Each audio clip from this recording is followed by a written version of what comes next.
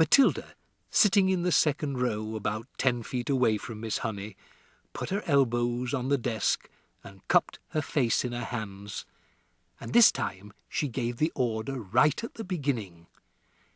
"Tip, glass, tip," she ordered, but her lips didn't move and she made no sound.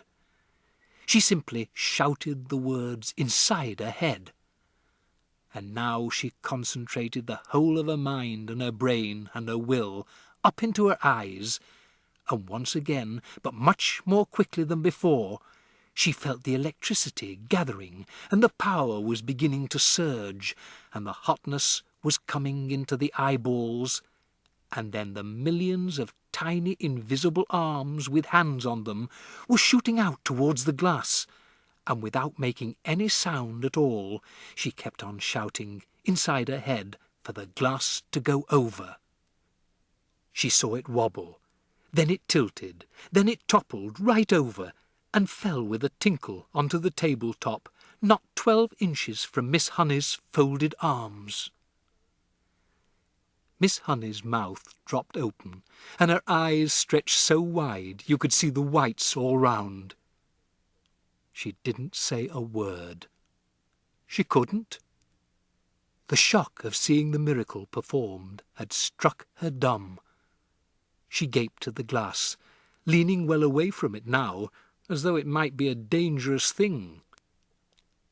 Then slowly she lifted her head and looked at Matilda. She saw the child white in the face, as white as paper, trembling all over, the eyes glazed, staring straight ahead and seeing nothing. The whole face was transfigured, the eyes round and bright, and she was sitting there speechless, quite beautiful in a blaze of silence. Miss Honey waited, trembling a little herself, and watching the child as she slowly stirred herself back into consciousness. And then suddenly, click, went her face into a look of almost seraphic calm. "I'm all right," she said and smiled. "I'm quite all right, Miss Honey, so don't be alarmed." "You seem so far away," Miss Honey whispered, awestruck. "Oh, I was flying past the stars on silver wings," Matilda said. "It was wonderful."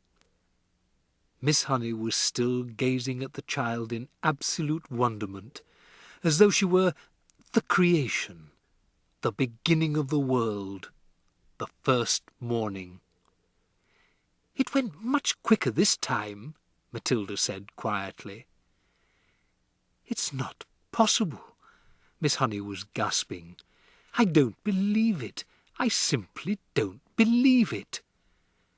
She closed her eyes and kept them closed for quite a while, and when she opened them again, it seemed as though she had gathered herself together.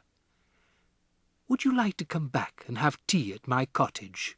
she asked. "Oh, I'd love to," Matilda said. "Good. Gather up your things, and I'll meet you outside in a couple of minutes."